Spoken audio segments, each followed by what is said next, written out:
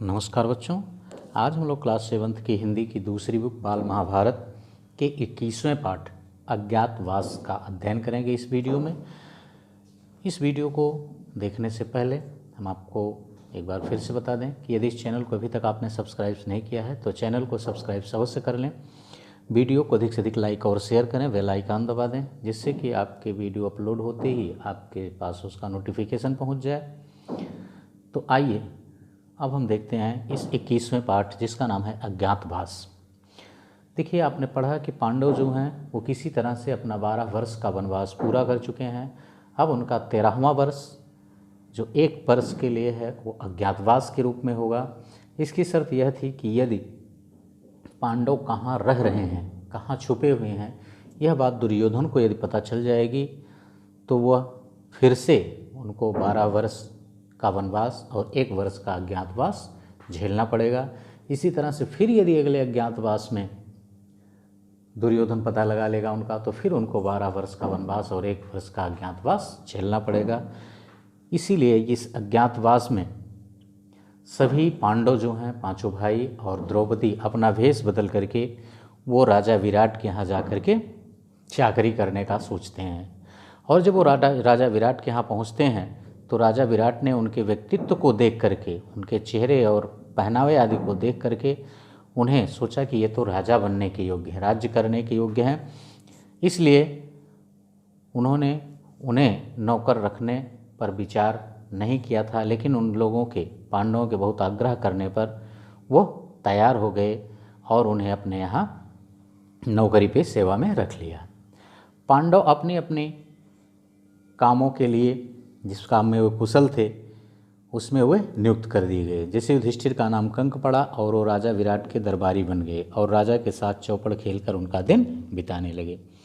भीमसेन का नाम बल्लभ पड़ा और वह बल्लभ के रूप में, बल्लभ नाम से रसोइयों का मुखिया बनकर रहने लगा। और कभी कभी वह रसोइया का कार्य करते करते पहलवानों से, जो मशहूर पहलवान होते थे, उनसे कुश्ती लड़कर या हिंसक जंतुओं को अपने वश में करके राजा को प्रसन्न किया करते थे, अर्थात उनका दिल बहलाया करता थे। अर्जुन थे, इनको श्राप मिला था कि जब तुम चाहोगे तो 1 वर्ष के लिए स्त्री का वेश धारण कर सकते हो, तुम स्त्री बन जाओगे। तो उसका पूरा लाभ लेते हुए अर्जुन ने भी स्त्री के रूप में विरहन्नला नाम से रनिवास में रह करके राजा विराट की पुत्री उत्तरा और उसकी सहेलियों तथा दास दासियों को नाच गाना सिखाने लगे। नकुल जो थे वो ग्रंथिक के नाम से घोड़ों को साधने और उनकी बीमारियों का इलाज करने और घोड़ों की देखभाल करने लगे। सहदेव जो थे वो तंतिपाल के रूप में गायों और बैलों की देखभाल करने लगे। पांचाल राजा की पुत्री द्रौपदी, जिसकी सेवा और काम करने के लिए अनेकों दास दासियां लगी रहती थीं, वह राजा विराट की पत्नी सुदेशना की सेवा करने लगी और उसका नाम सैरंध्री रखा गया। रानी सुदेशना का भाई कीचक बहुत ही बलिष्ठ और प्रतापी था। मत्स्य देश, चूँकि ये विराट जो है मत्स्य देश के ही राजा हैं, मत्स्य देश की सेना का वही नायक था। नायक माने सेनापति बना था, अर्थात विराट की सेना का सेनापति कीचक ही था, जो बहुत ही बलशाली और प्रतापी था। राजा विराट चूँकि उम्र अधिक हो चुकी थी, इसीलिए वो बूढ़े हो चुके थे और उनकी शक्ति और समृद्धि में कीचक के सेनापति बनने से काफ़ी वृद्धि हो चुकी थी। कीचक जो था वो अपनी धाक लोगों पर जमा चुका था और लोग कहा करते थे कि मत्स्य देश का राजा तो कीचक है, विराट नहीं। यहाँ तक कि स्वयं विराट भी कीचक से डरते थे और वो जो बातें कहता था उसको मान लिया करते थे। इसी तरह वनवास की अवधि पूरी हुई थी, तभी दुर्योधन को गुप्तचरों से यह सूचना मिलती है कि पांडव कहाँ छिपे हैं, क्योंकि दुर्योधन ने अज्ञातवास प्रारंभ होते ही गुप्तचरों की खोज, पांडवों की खोज में गुप्तचर लगा दिए थे। और जब कीचक के मृत्यु का समाचार दुर्योधन को मिलता है तो दुर्योधन का माथा जो है वो ठनकता है और वो ये मान लेता है कि भीम के अलावा कीचक का वध कोई कर नहीं सकता। इसीलिए हो ना हो पांडव जो हैं वो राजा विराट के यहाँ मत्स्य देश में ही छिपे हुए हैं। और उसने राज्यसभा में अपना यह विचार प्रकट भी किया और उसने कहा कि हमें ना हो तो पांडवों को ढूंढने के लिए हमें मत्स्य देश पर आक्रमण कर देना चाहिए। यदि पांडव वहाँ नहीं होंगे तो हम मत्स्य देश को अपने अधीन कर लेंगे, और अगर पांडव वहाँ मिलते हैं तो उन्हें पुनः 12 वर्ष का वनवास और 1 वर्ष का अज्ञातवास झेलना पड़ेगा। इसलिए हमारे दोनों हाथों में लड्डू ही लड्डू है।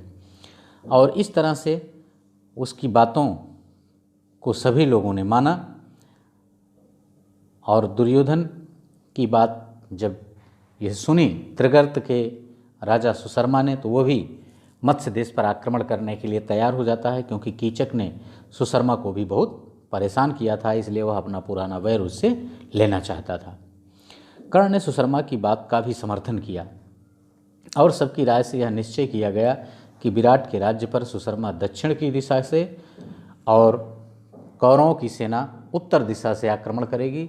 जब सुशर्मा दक्षिण दिशा से आक्रमण करेगा और उससे लड़ने के लिए विराट की सेना उस तरफ चली जाएगी, तो उत्तर दिशा से कौरव जो है वो मत्स्य देश पर आक्रमण कर देंगे। और इसी योजना के अंतर्गत सुशर्मा ने मत्स्य देश पर दक्षिण दिशा की तरफ से आक्रमण कर दिया, और वहाँ पर त्रिगर्त की सेना छा गई, क्योंकि ये सुशर्मा जो है वो त्रिगर्त का राजा था।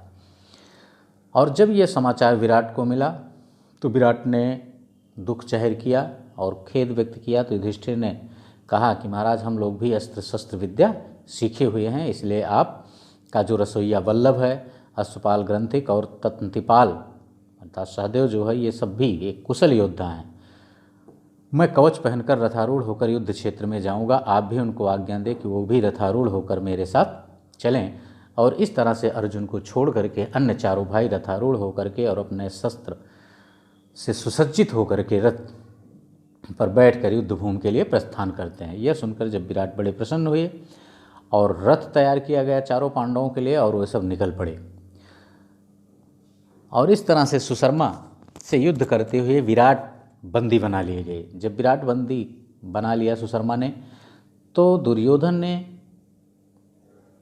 उत्तर दिशा की तरफ से आक्रमण कर दिया था कौरवों की सेना को, अर्थात अपनी सेना को लेकर के। और जब विराट बंदी बन गए तो युधिष्ठिर ने भीम से कहा कि क्या देख रहे हो, हमें भीम विराट को छुड़ाना ही होगा, लेकिन तुम इस तरह से दहाड़ते हुए नहीं, अपने धनुष और बाण के सहारे तुम सुशर्मा को पराजित करके विराट को उसके बंधन से मुक्त कराओगे।